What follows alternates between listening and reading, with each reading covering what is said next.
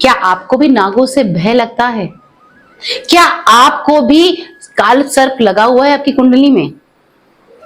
अगर आपको भी ऐसा कोई भय जो सता रहा है कि मुझे रात को सर्प दिखते हैं और मुझे ऐसा लगता है कि मुझे वो कभी भी काट लेंगे, या आपकी कुंडली में किसी भी प्रकार का आपको काल सर्प दोष है, तो आप आने वाली नाग पंचमी पे ये उपाय अवश्य कीजिएगा।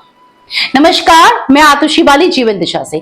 आज हम बात करेंगे आने वाली नाग पंचमी की, जो कि आ रही है 29 जुलाई को।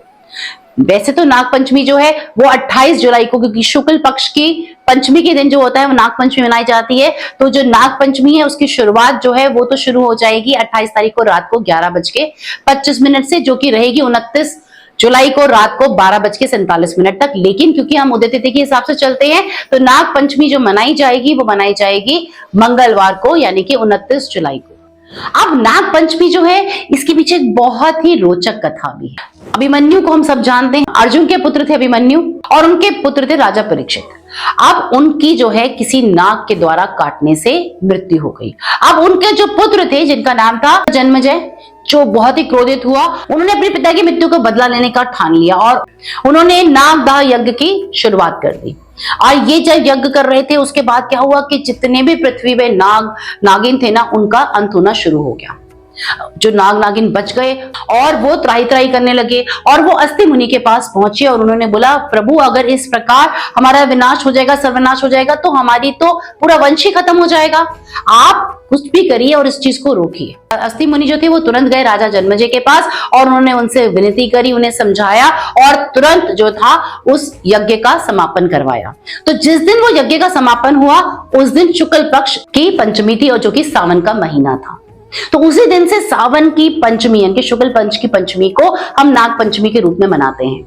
और अगर आपको नागों से डर लगता है, आपकी रात को सपने में सर्प दिखते हैं, या आपकी कुंडली में किसी भी प्रकार का जो है वो काल सर्प दोष है, तो आप इस दिन शिव मंदिर अवश्य जाएं और शिव मंदिर जाके आपने कच्चा दूध जो है वो नाग जो देवता को उनको जरूर अर्पण करना है भोलेनाथ के साथ, और साथ में आपने खील जो होती है ना वो भी आपने जरूर अर्पण करनी है, और साथ में चांदी का नाग नागिन आप वहां पे जरूर शिवलिंग के ऊपर चढ़ाएं और उसे बहते हुए पानी में बहा दें। और वही बैठ के, और एक मंत्र है जो है ओम देवदत्त नंजाय नमः, इस मंत्र का कम से कम एक माला का जाप अगर आप बैठ के करते हैं तो आपको काफी हद तक जो आपकी ये भय है वो आपका समाप्त हो जाएगा, और आपकी कुंडली में जो काल सर्प दोष है उसको काफी हद तक आपको निवारण मिल जाएगा, जिसके कारण हमारे बहुत सारे काम जो होते हैं ना वो रुक जाते हैं। जिसके कुंडली में काल सर्प दोष होता है ना, उसके बहुत सारे काम जो है वो बनते बनते रुक जाते हैं। तो इसे भी समाप्त करने के लिए बहुत ही विशेष उपाय उस दिन आप जरूर कीजिएगा। और साथ में कैप्शन में मैं आपको एक गायत्री, मतलब नाग गायत्री मंत्र भी जरूर डाल रही हूं, तो आप उस मंत्र का अगर आप जाप करते हैं तो आपको विशेष रूप से उसकी फल की प्राप्ति होगी।